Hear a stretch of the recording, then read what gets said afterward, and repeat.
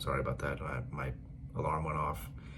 But I think we have to find this balance between honoring the past and progressing into the future. I know progress sounds terrible because the left took it over, but sometimes progress is a good thing. Growing in our knowledge of Scripture and rejecting certain things that our forefathers may have held to and didn't see, I think is a good thing. That's one of the reasons why I never like whenever I hear Roman Catholics, Eastern Orthodox make the argument that we should be Roman Catholic and Eastern Orthodox because the early fathers, and James White has made this argument before, by the way, the early fathers were closer to the apostles and therefore their theology must be more accurate on those grounds. Even James White has said that's not true. They held to things that even Roman Catholics and Eastern Orthodox today reject. I'm not going to go into the details of all that stuff, but there are various areas where everybody today is just like, not really. So I see the same thing here. I liken it to, I don't know if you remember, I think it was earlier this year when the Southern Baptist Convention had a crisis on its hand whenever it was asking questions about the Nicene Creed. And because there are certain aspects of the Nicene Creed that Southern Baptists probably couldn't agree with in terms of the whole mode of baptism and everything like that. And so this started this controversy and people talking about it and whatever. And some people saying, yeah, you can be a Baptist and still hold the Nicene Creed. And some people saying you can't and all this stuff. And there was a certain sect of Christians saying, I saw this in a meme once, that the Nicene Creed, or you don't examine the Nicene Creed, the Nicene Creed examines you. And I saw that and I was like, no, that's backwards. No. The Nicene Creed is not inerrant scripture. It is not in the Bible. It's not inerrant scripture. And I know people who post that's not what they meant, but that's what that implies. And that does lead dangerously to that perspective. And that's where it leads you into crossing the Tiber River and to all the Eastern Orthodoxy and all that stuff like that. When you look at these creeds and you are, whether you intended to do it or not, you are comparing them to scripture by saying, the Nicene Creed has the right to examine you. You may say your orthodoxy, lowercase o, okay, I think I can see that, but it is not scripture. Scripture examines you, not a later creed that came, 200-300 years after the apostles. So whenever I saw people in the Baptist world ask questions about the Nicene Creed. Should we accept this? Should we believe this? Maybe we can reject this part and, accept all the rest of that stuff. Good on you. Hats off to you. That's great. I think that's excellent. And my whole point is we should, I never want to discourage somebody from asking questions about their traditions, about what they've always been told. Go for it. Do it. I would encourage you to do it. Ask those hard questions. Because I'm confident in many of those traditions withholding and standing amidst those hard questions. And the ones that don't, well, then we reject them. We turn them down for a more accurate and a better understanding for our future. Just accept. I think they got this part wrong. Maybe in this part of the Reformed confessions, maybe they got that part wrong. Maybe we need to revise this a little bit. Maybe the Nicene Creed, we can revise it a little bit. Obviously, the stuff like the Trinity, that's pretty clear and obvious. So, but some of this other stuff, maybe. And that's kind of the way I see this. What if some of the post-war consensus is wrong? What if we've accepted a view about it's like the the World War II generation, the greatest generation. I have a hot take about the greatest generation. I don't believe it was at all. Well, they fought World War II. If it wasn't for them, you wouldn't have your freedoms. True. And I'm very thankful for that. Very thankful. But we have to talk about when those guys came home. When you look at where our country is right now, if you just see it as, well, it was all Obama and all the Democrats, you're missing it. You're just, it's like that great quote, I forgot who said it, but, politics is downstream from culture. If you don't get at the actual source of the problem, what led us to this point in the first place, again, I've been looking into Afghanistan, the history of Afghanistan lately. And, because I saw a picture yesterday on Facebook, and it was a picture of Afghanistan in the 1970s. And it was always in the 1970s, everything before 1976 or something like that. Afghanistan was incredible. And the women, I mean, you would look at this and think, we're in a Western country, and you're not. You're in Afghanistan. The women were wearing beautiful dresses, and there was all these universities, and everything was incredible. But it was always in the 1970s, like it ended around 1976. And then I asked the question, started asking questions. What happened after that? It's when the Soviets came in, and then the CIA came in afterwards trying to kick the Soviets out. And I'm like, oh, there we go. That's where it went wrong. See, if you just, for you and me, millennials and, boomers and stuff like that, we came into Afghanistan. Most of us really didn't even know who it was. Maybe some boomers did and just forgot about it because, that was back in the Cold War. Now they don't care about it anymore. Until 9/11 happened. All of a sudden, Afghanistan's on everybody's radar. Oh yeah, that place. How's that place been doing the last 20 years or so, or maybe decade or so. And that's when we start thinking about it, and we don't ask questions about why Afghanistan is the way it is. We're just like, there's just a bunch of cave dwellers. That's it. And then I see at least later on, Afghanistan wasn't always like this. What happened? And then I start asking questions. Cold War.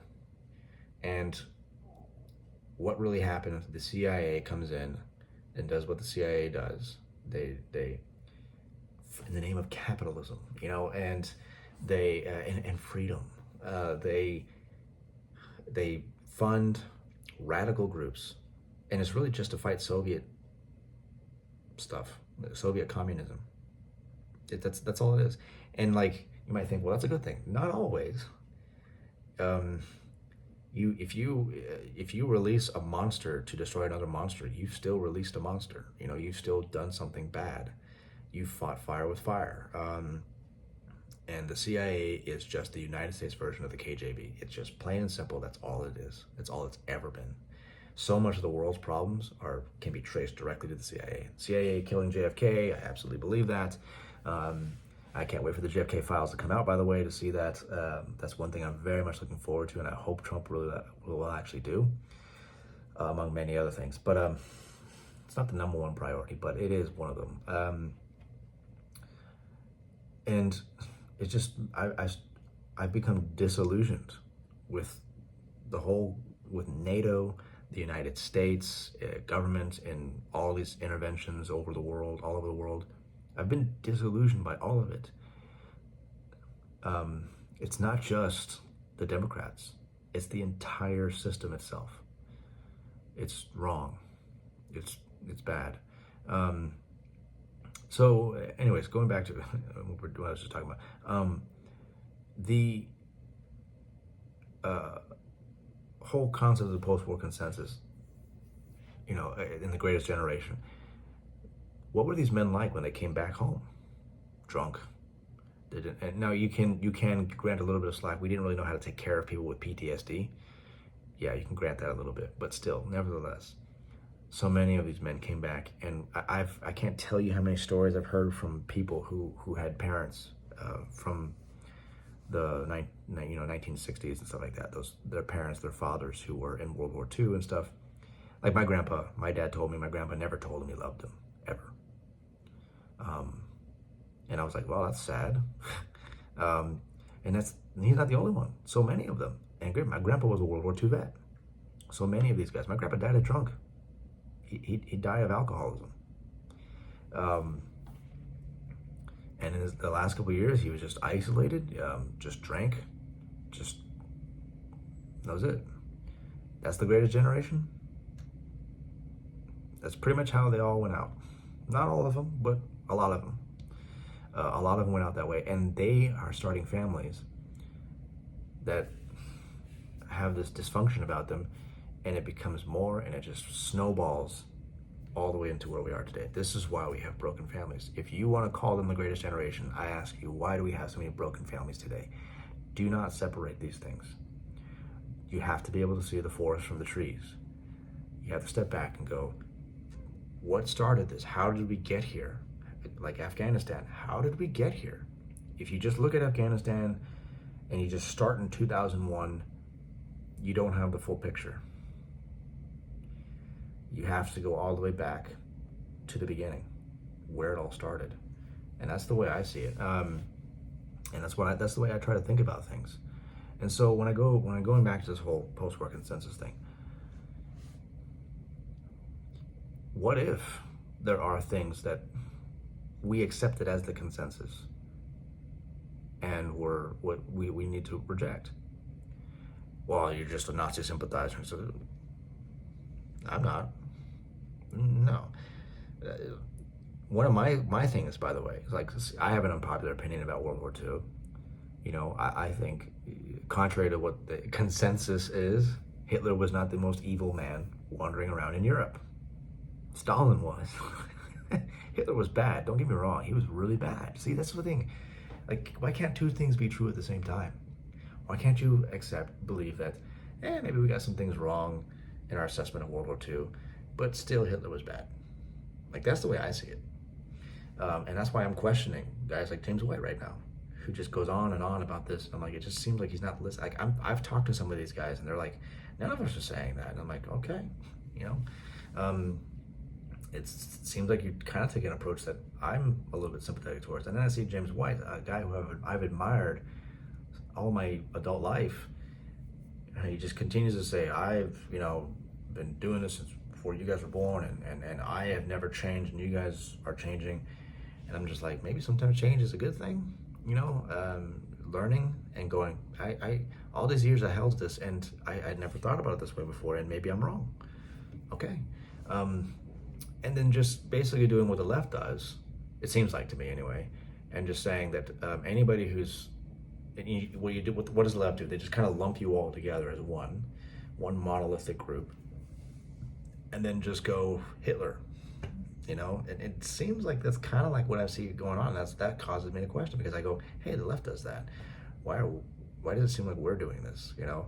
And I'm just, again, I haven't taken any hard stance on either side. If you can show me, I've commented on somebody's post yesterday, if you can show me any of these guys who are promoting this perspective, if you can show me any of these guys actually hailing Hitler as a great guy and actually I'd be like, okay, that dude, no. Like, you know, or Holocaust denier, like, okay, bye-bye.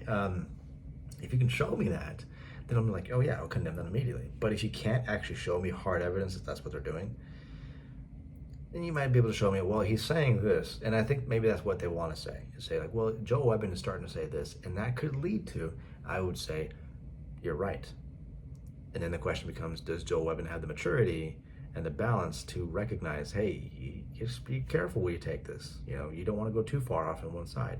And he goes, yeah, I understand. Like, trust me. Like, I'm completely aware of that and not going there at all. But I say, keep an eye on it, but no worries. You know, there's no need to name call. There's no need to call people neo-Nazis or anything like that. Because that just inflames. There's, you know, so anyways, but I'm going off way too long. I wanted to read something I'm working on right now. It's called Jesus, the Greatest Revolutionary. The idea is to show Jesus as a revolutionary, because in a sense he was. In his time, he would be considered quite the revolutionary. But the revolution that Jesus started was something that the vast majority of revolutions in history could never achieve. The perfect balance between honoring tradition and beginning something completely new in the light of those traditions. All right, so that's kind of the idea, but this is in the introduction of it. I'm planning on this being an article. I really don't see it ever becoming a book at all, but I just want to read this section to you that I wrote. And it starts. I'm just going to start right here. Returning to my previous point, you see the patterns in history. An idea rises and is challenged by another, causing a clash and thus an establishment of a newer idea which becomes the new status quo until the new idea, antithesis, rises against it and the cycle continues. By the way, I just used Hegelian dialectic as an example of, I'm not trying to embrace a Hegelian dialectic at all. But I am saying, I do say, I mean, he had kind of a point, like he wasn't completely wrong. It is kind of what happens. Thesis, antithesis, clash, new synthesis. That does tend to happen for good or for bad. It rises against it and the cycle continues. Meanwhile, the two sides that fight for control are the conservatives and the liberals.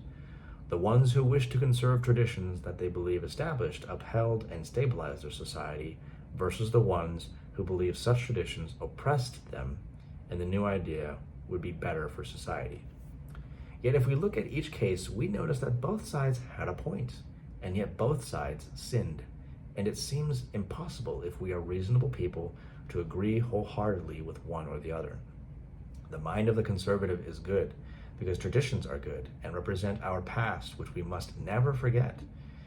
But too much zeal for conservatism may remove any possibility of necessary change and adaptation. Sometimes change is necessary.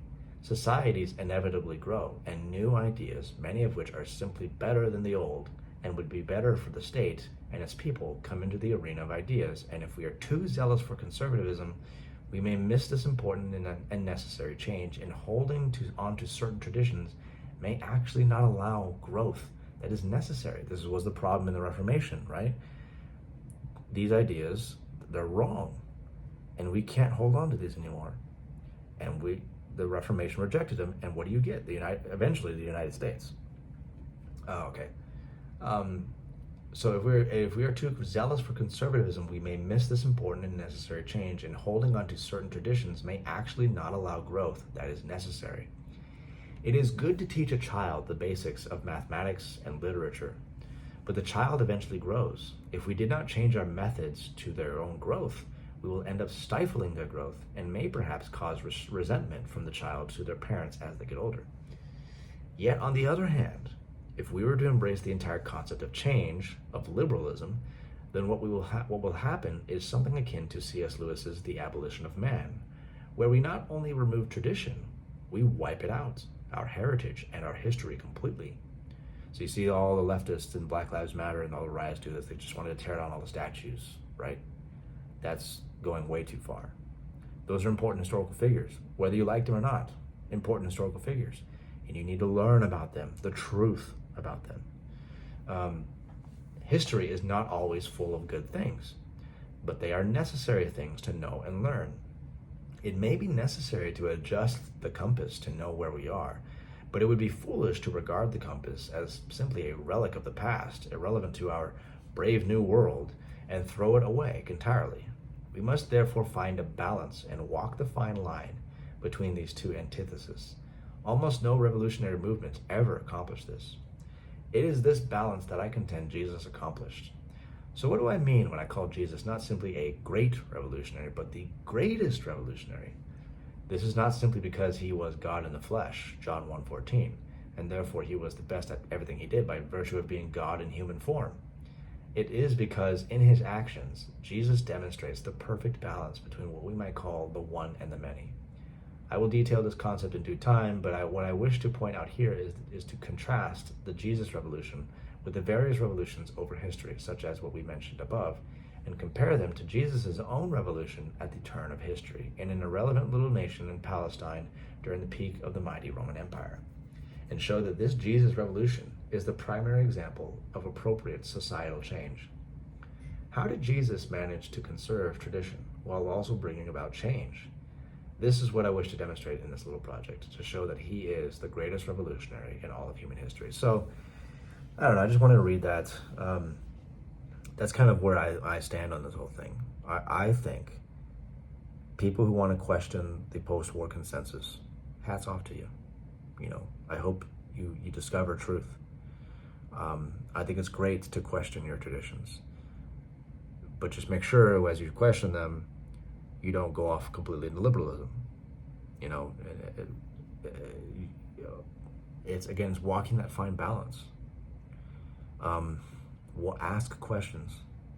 Don't be afraid to ask those questions, as I've been asking questions about certain things. Again, Hitler bad, but was he the worst man in Europe? No, Stalin was, and we allied with Stalin. In a certain sense, the United States and the Allies caused the Cold War,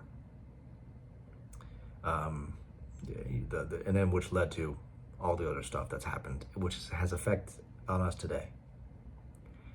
That's how this works, and if we don't go back to the source of where things went wrong. I remember getting into an argument with a friend of mine over this whole debate. I mentioned that Stalin was the worst man in Europe. It wasn't Hitler, which again is not saying that Hitler wasn't bad. Okay, just being clear. He wasn't the worst. Stalin murdered far more people.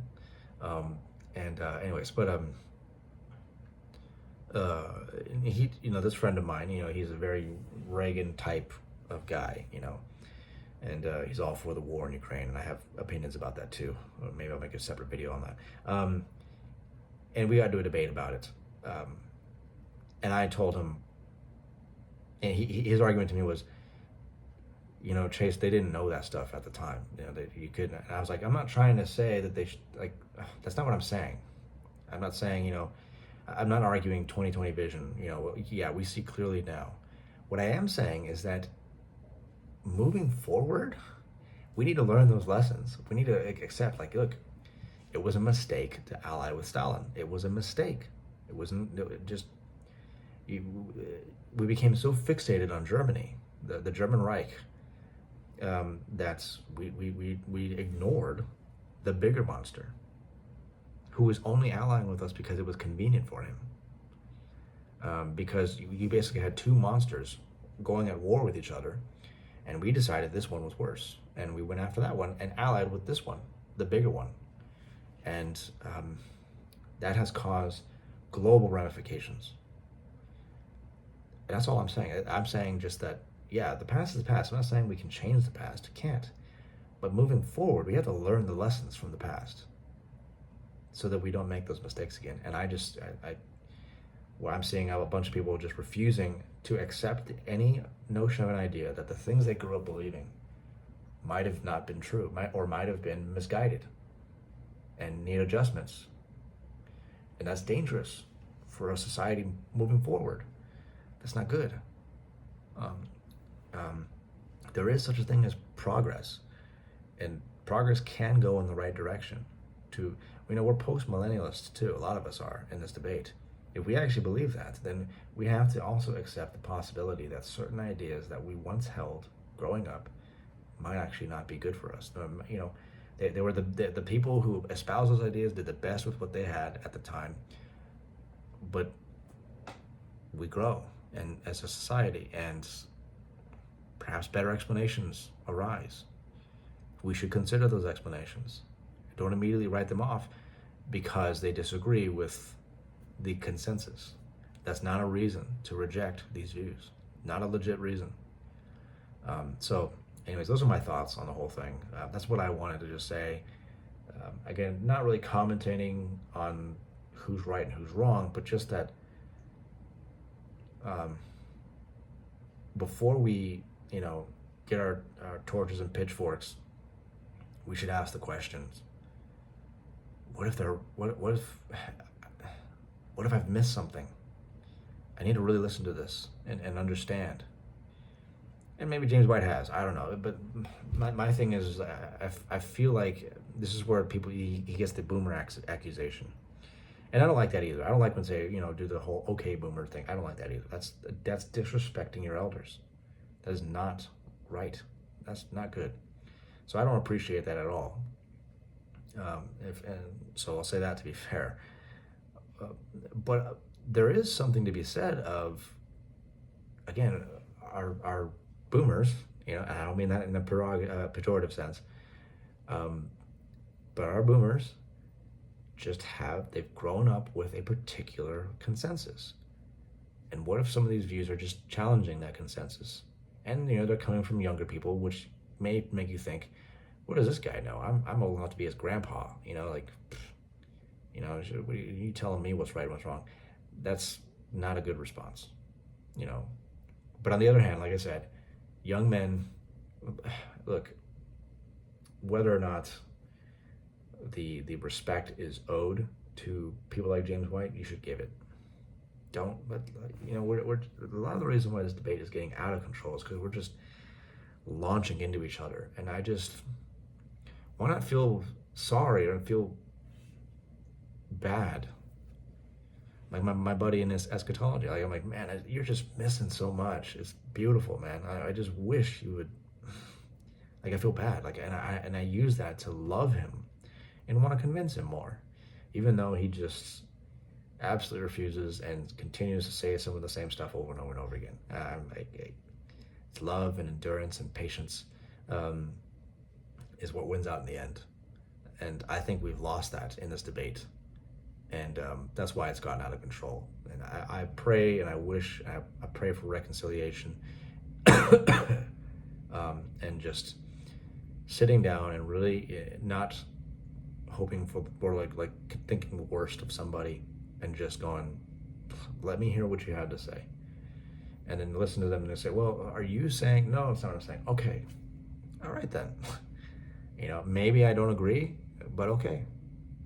As long as you're not saying this wild, wacky thing, and just go, okay, all right. And that's what I wish I can wish and pray for. So anyways, I gotta go way too long. I apologize. Soli Deo Gloria. God bless. Bye.